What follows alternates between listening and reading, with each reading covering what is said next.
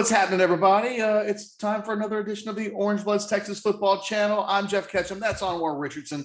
Do us a solid, like the video, subscribe to the channel, and leave any comments in the comments section that you might want to leave us. And while you're there, go ahead and click the bell, get the notification, so every time Anwar and I release a video, it's there for you. It lets you know, come watch me, come listen to me. We're going to either make you laugh or make you cringe or do both sometimes at the same time. And Jason and I say this all the time. This is the single most competitive moment in recruiting in the history of recruiting in the state of Texas. There's just never been a time when, now it helps that Oklahoma just took a big shot to the chin. And maybe they come out of it completely fine. Maybe they don't. And that helps Texas a little bit. But Texas A&M being so good in recruiting right now obviously is problematic. LSU, Alabama, Ohio State, Clemson, Georgia, they're all just coming in and cherry picking. And you know, when you look at Lincoln will add to that list when he gets to absolutely. USC. And USC now will be a more active figure, I think, in the state of Texas than they've been in the last few years. And USC's always done well in Texas. At times when they've wanted to come in, they've had some success. I think about Ronald Jones playing with the Buccaneers right now, who was a 5-star level running back, goes out to USC. They've had success in Texas, you know, sporadically. That may change moving forward. It's really going to test the chops of this staff, because if you think about where the Jeff Bankses and the Kyle Floods of the world, where they've been the last few years, where they've been selling Alabama success on the recruiting highways and winning big with that. It's a completely different approach in recruiting to be 5-7 and selling hope versus the stack of trophies that your head coach has compiled over the course of the last decade. Yeah, I mean, last thing I'll say, it's tough. I mean, we've seen Charlie have some success, you know, despite not having a lot of wins. But you know, the thing is, we kind of go back into the stories that you and I write every summer when you start looking at, you know, this recruiting class. How old were they when Vince Young, you know, won that national title? You know, and at this point, you know, you're talking about kids who were, you know, 2 and 3 years old, who have no recollection of Texas being the Texas that we know and diehard sports fans know. They know these other programs that are successful, these other programs that are winning, these other programs that, you know, they don't even know really Texas as a Big 12 champion in their lifetime. Not from an age that they can actually remember. So it becomes tough to sell hopes and dreams, and it becomes tough to like come here and play and come here for playing time, because Ketch, we've talked about this before. Telling a guy like, hey, you can get more playing time here than somewhere else often backfires on you, because you're telling that guy, I don't think you're good enough to play somewhere else. You know, most elite athletes think they can play anywhere. So I mean, there's a reason why there's a tons of kids that go to Alabama every year, and those guys will still be on the bench. But you know, they still think they can be there or compete there. So it is hard to sell it. It's hard to sell, you know, come and get incrementally better as opposed to go and compete for a natty and then, or the conference title, be in the NFL, like all those kind of things. So it is a very uphill battle. What's 5-7 puts you behind such a huge 8 ball, and it becomes a real uphill climb. And one of the things we talked about, the dangers, you know, of this potential season is guys playing the wait and see game. And, you know, that will happen for the 2023 class, but for the guys you're trying to close in on, when Kansas happens, and look, we can try to dismiss it as much as we can, but when you have a recruit that's laughing at you in the program during a loss against Kansas, it's not a good look. No, and I want to take the conversation slightly in a different direction, because as we kind of wrap things up here, I may take us down a road that makes this video twice as long, but this is my number one thing in recruiting right now. I think this coaching staff so strongly believes in their abilities as recruiters that they're planning this recruiting class with all these names like Evan Stewart that they're not going to get, right? So Evan Stewart commits to Texas A&M, and we see Texas extend an offer to Savion Red. I mentioned the former SMU wide receiver commitment last night. Mid 3-star guy, not a huge offer list.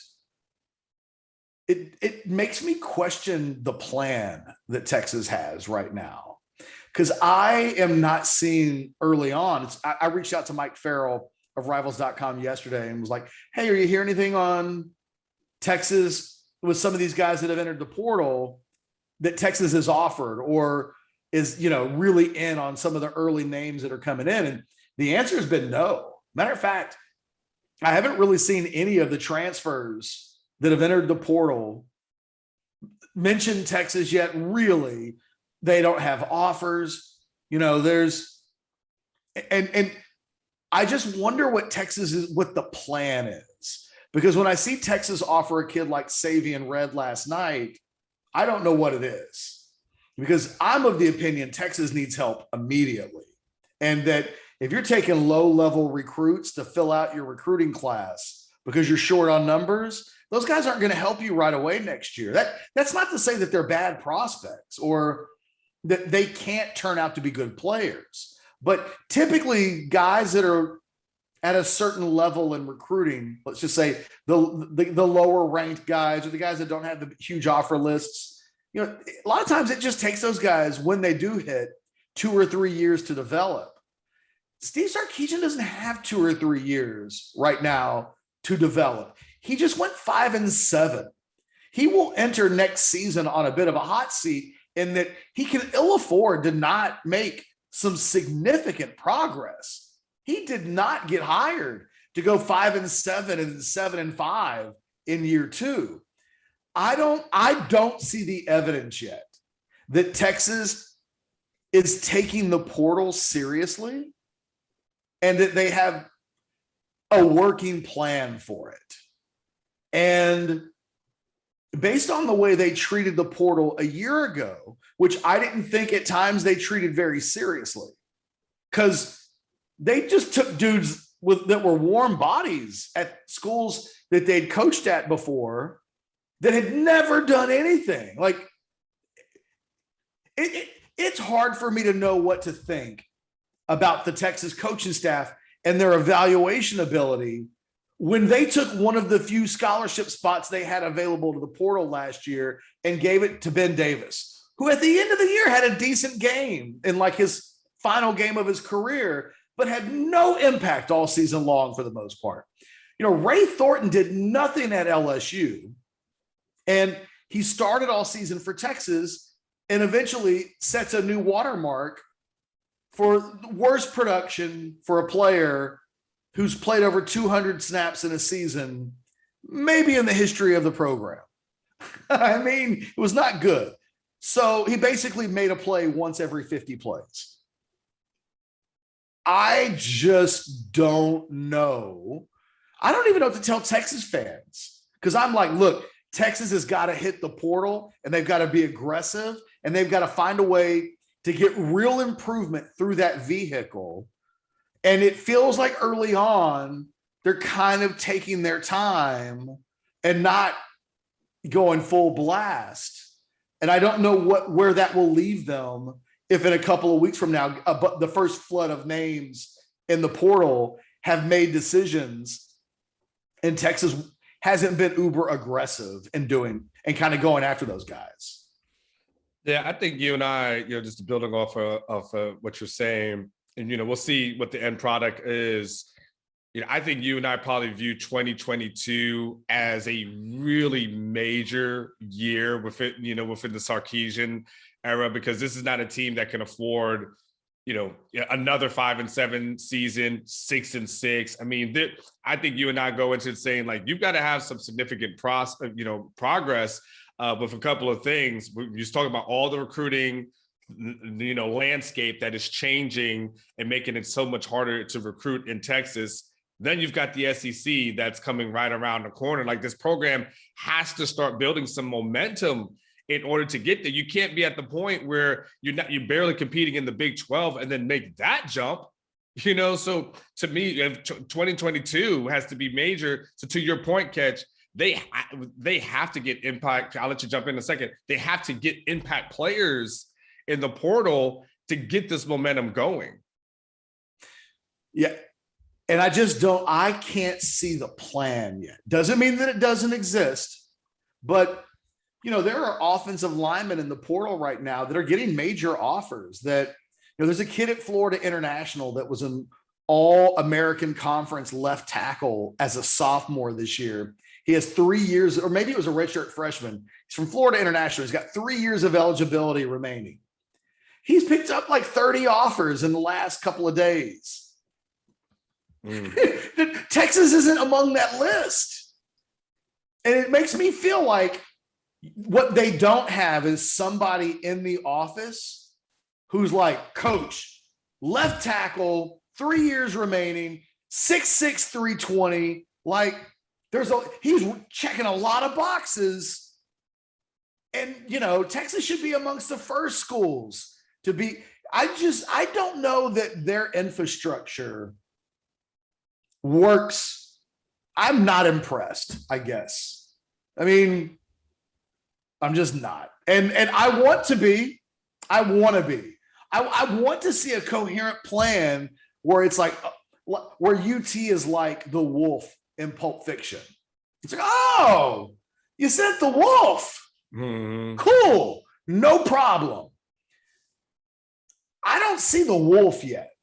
And who was supposed to be the wolf on the staff? Was it Banks? Was supposed to be the wolf? Look, Banks has been personally involved. The Evan Stewart loss is an L for Jeff Banks and Steve Sarkisian. I mean, they kind of took that one away from Coleman and said, okay, we can't afford to Mickey Mouse around on that recruitment anymore. They put their big dogs in it. And if Jeff Banks isn't closing on the Evan Stewarts of the world for Texas, boy, I don't know who is. I mean, he was supposed to be the deal closer. Look, it'll have to be Kyle Flood with the offensive lineman.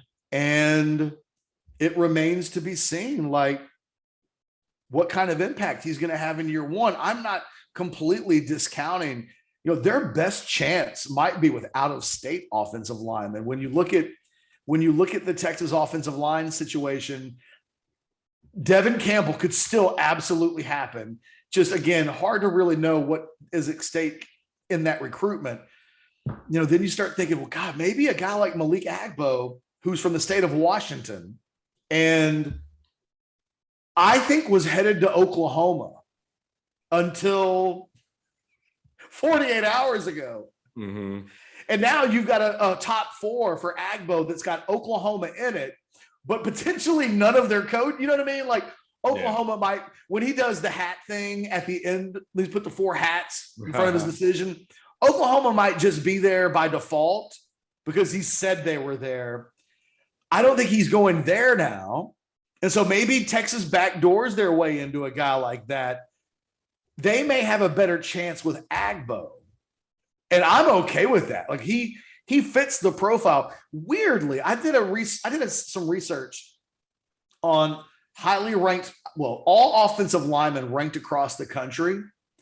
And weirdly, high-level 5-star, high 4-star level players, offensive linemen from the Great Northwest, state of Washington, Oregon, those players pan out as offensive linemen better than any other region in the country. I can't explain it. It's nothing scientific other than historically over the course of the last 20 years, the best offensive line bet that any school can make is to take a highly ranked kid from either the state of Washington or the state of Oregon. They have almost all panned out. So I really like that guy from his profile standpoint. And he may be a guy that Texas is in better shape with today. He was doing some Instagram live stuff with Bijan Robinson over the weekend. I mean, they've got their claws into him, and there's an opening. The issue will again be, can you close the door with a 5-7 record? What makes me really apprehensive about it, and honestly, Anwar, this will be the last thing I say, they didn't have momentum in the summer before 5-7. The Evan Stewarts, the Harold Perkins, the Devin Campbells, the Cam Dewberrys of the world, they were taking over. They all kept saying, let me wait and see. I want to see Texas with Steve Sarkisian. And the elephant in the room is that they went 5-7. If guys are waiting, it's like, I'm going to wait.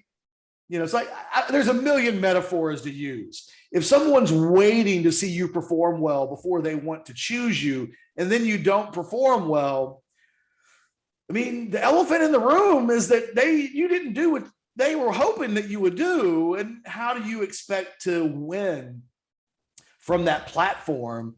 That's the task that Steve Sarkisian has in front of him. Any very final parting shot? All right, well, look, thank you for watching what may have been a very depressing recruiting breakdown here on the Orange Bloods Texas Football Channel. There's two ways we can do this. I can lie to you. I can just lie. And every time Texas misses on a guy, we just ignore the lying. Like, oh, Texas is going to get Evan Stewart. We could say that. And then when it doesn't happen, ignore it and move on back. But if you guys want us to be frank and honest, sometimes this is what it looks like. The task that Steve Sarkisian has in front of him, he has to overcome the circumstances that he's in, some of which he has created for himself. I mean, that was his 5-7 team. His staff did not close on Evan Stewart. You can either put your head in the sand or have a correct read, I think, on the lay of the land. And then, you know, Texas has just got to be better than other people. They have to perform at levels that they haven't yet performed at. If they do, Texas can close out, I think, really well. If they don't, you should be prepared for the fallout at that point. For myself and Anwar Richardson, leave your comments in the comments section. If you think I'm crazy, let us know in the comments section. Until next time, which will be tomorrow. We'll talk to you soon. Later.